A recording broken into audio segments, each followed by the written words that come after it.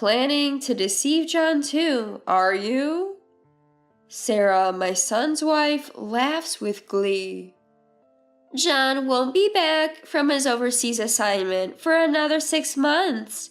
Until then, I'll just dodge any questions over the computer screen. Sarah grins maliciously. I tremble with anger. Take good care of Sarah while I'm away. Help her out if she needs anything. I promised my son John I'd do my best to support her. And this is how she repays me? Well, fine. Enjoy your little game while you can.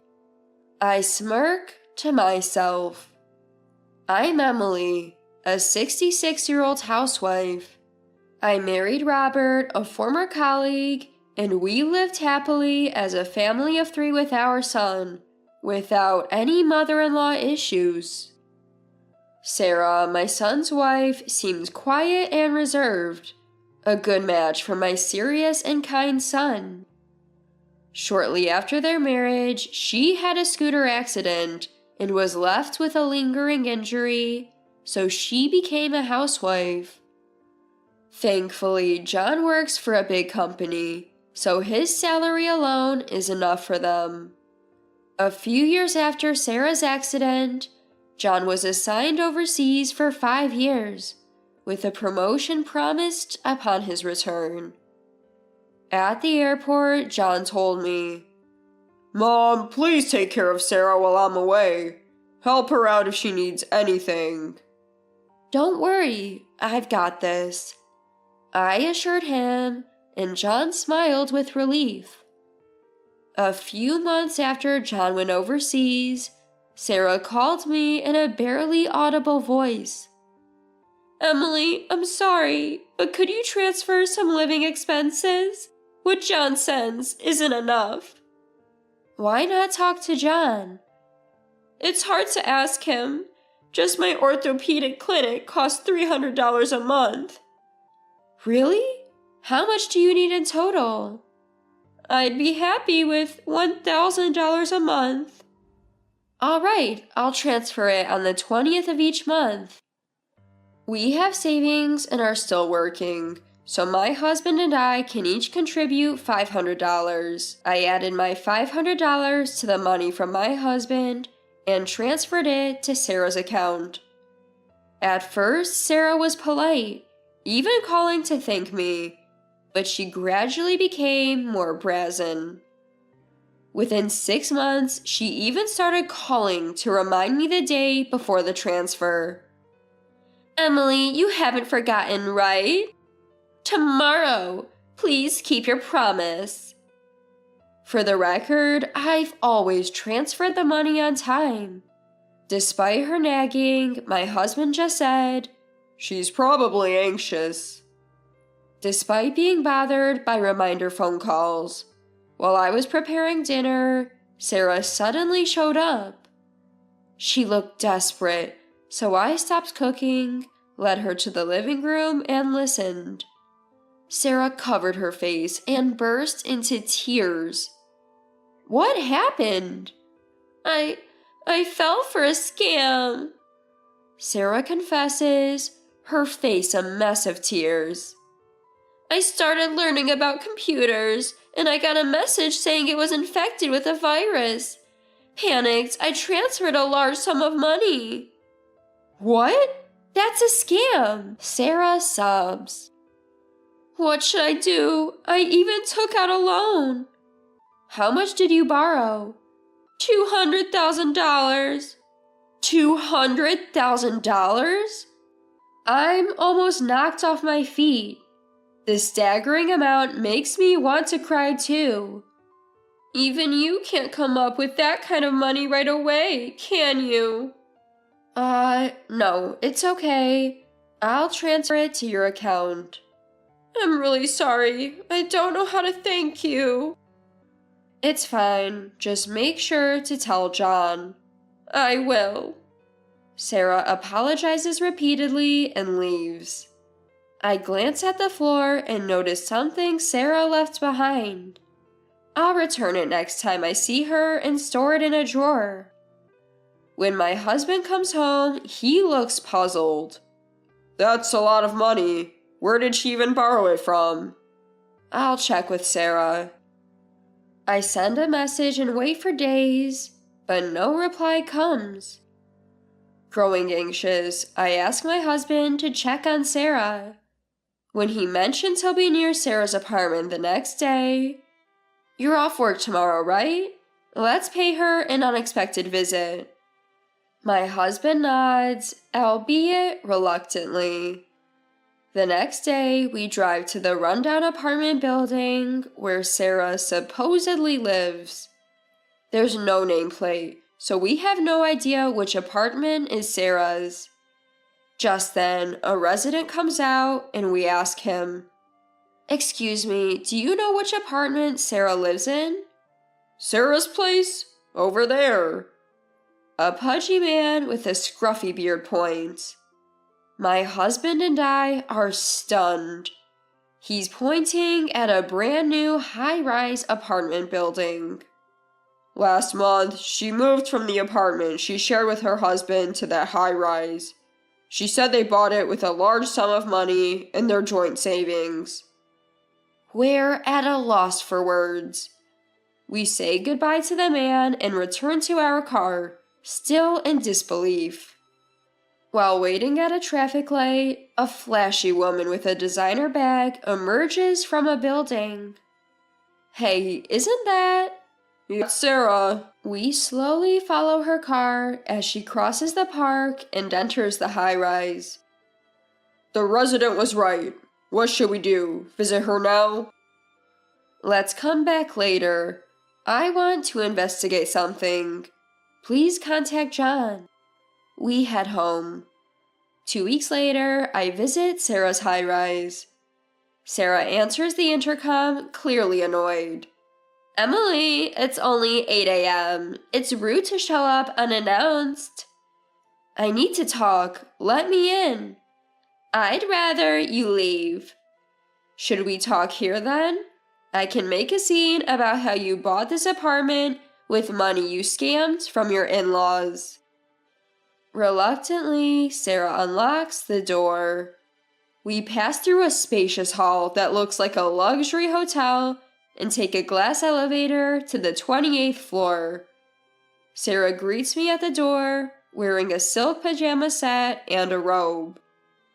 She yawns and pushes her hair back, clearly annoyed. "You found the place." "I'm coming in." "Wait." Ignoring Sarah's protest, I walk in. The enormous living room has just a 2-seater sofa and a table. 2 half-empty glasses sit on the table. Entertaining this early? Yes, they just left." Sarah looks more nervous than I do. A muffled voice comes from a closet in the hallway, and the door opens. A young man with a cute face appears. Sarah panics and rushes over to him. "Hey, David, why are you coming out?" "Sarah, is that true? You're not single?" With teary eyes, David presses Sarah, who scratches her head with a half-smile. Well, I thought you'd be turned off if you knew I was married. Remember how you complimented me at the cafe?" His expression changes, becoming almost malicious. "You were dressed to the nines, carrying designer bags. I thought an older, wealthy woman would fall for cheesy pickup lines. I mistook you for a lonely single woman. I usually avoid married women." David heads to the bathroom. Soon, he changes from matching pajamas with Sarah into a casual jacket and heads for the door. He puts on branded sneakers from the shoe rack and finally looks back at Sarah. "So, goodbye. I'll come back for my stuff later." "What? You're breaking up with me? Wait." Sarah chases after David and leaves the room. About 20 minutes later, a red-eyed Sarah returns. She immediately starts yelling at me. Emily, David broke up with me. What are you going to do about it? It's your own fault. I sigh and respond with a look of disbelief. Oh, I offered to help you with your debt because I thought you were in trouble. I never thought you'd use it to buy an apartment to live with another man. Don't you feel guilty?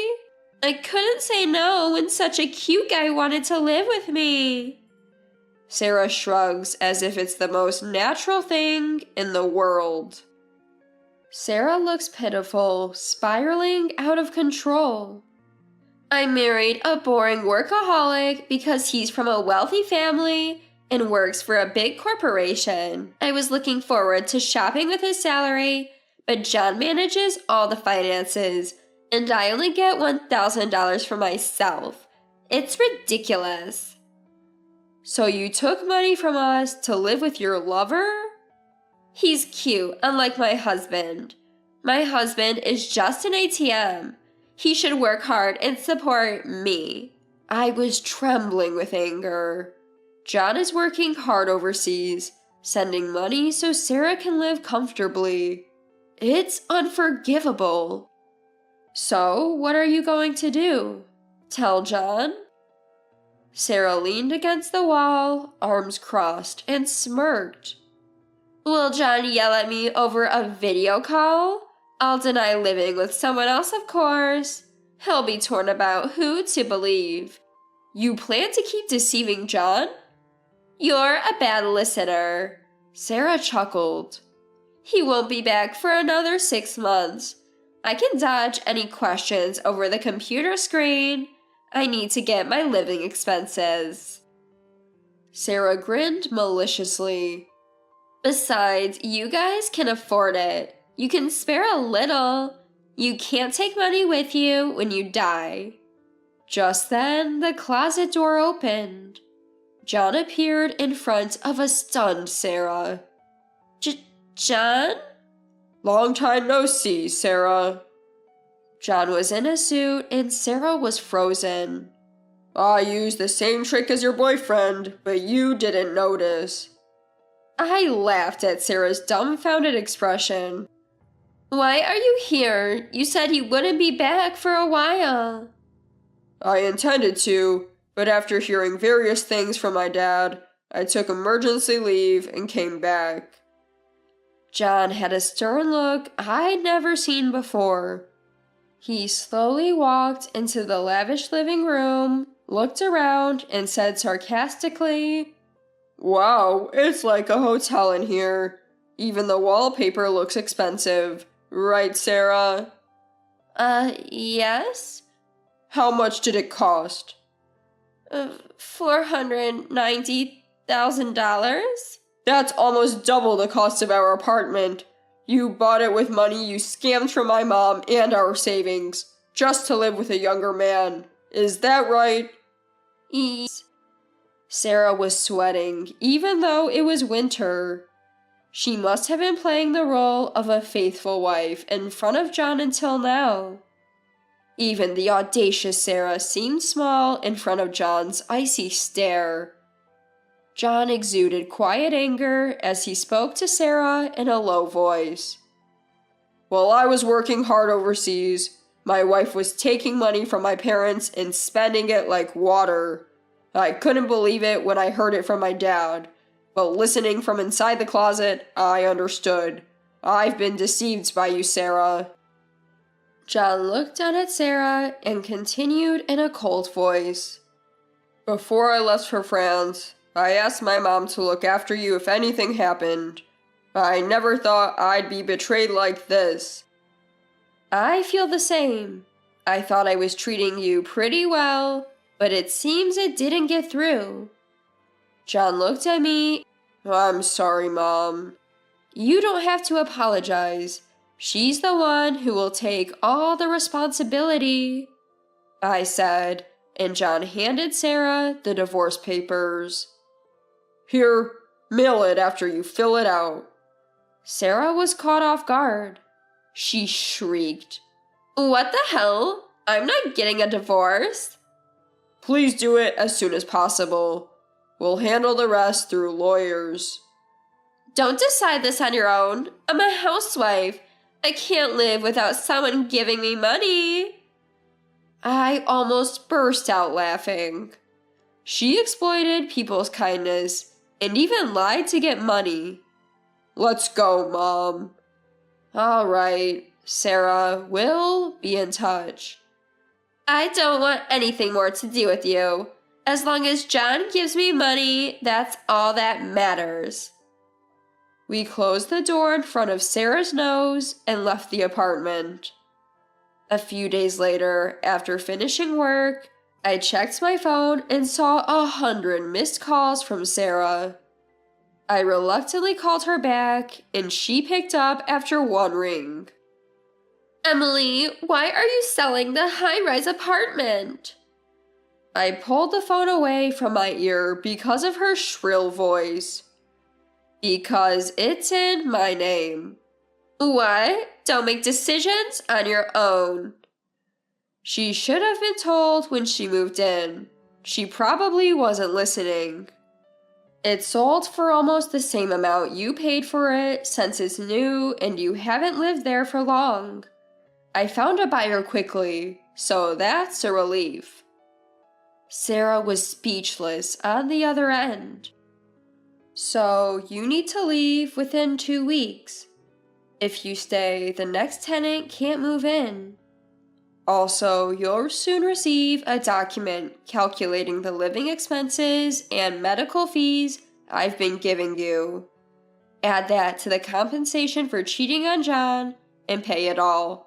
Thank you. I can't possibly pay all that. Her voice sounded like a scream, but I hung up without caring. It's a staggering amount for Sarah, who's currently unemployed, but she made her bed and now she has to lie in it. She'll have to find a way to pay up.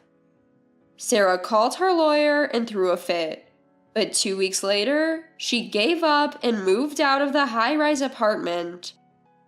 After that, the new owner moved in, and I breathed a sigh of relief when the sale money was transferred to my husband's bank account. Sarah ended up paying $100,000 after being threatened with a lawsuit. Given that Sarah had been living off the money she conned from us for medical bills, compensation to John, and of course, her lifestyle and gifts to her young lover, she had no savings left. We made her promise in writing, in the presence of a lawyer, to make monthly payments. Sarah, who had been reluctant to work, had no choice but to find a job after the divorce. However, she couldn't stick with any job because she lacked motivation. She finally got hired at her 10th attempt at a supermarket. John returned to France once the divorce was finalized. He was given an important position and is busy working. We started having video calls more frequently to catch up on each other's lives. What a kind-hearted son, I thought. In France, he seems to be enjoying his work with his colleagues. The photos he sent conveyed a friendly work atmosphere, and my husband and I were relieved. I want to work hard while I can, save up, and enjoy a comfortable retirement. John is independent, and my husband and I are getting along just fine. I hope these simple but happy days continue forever.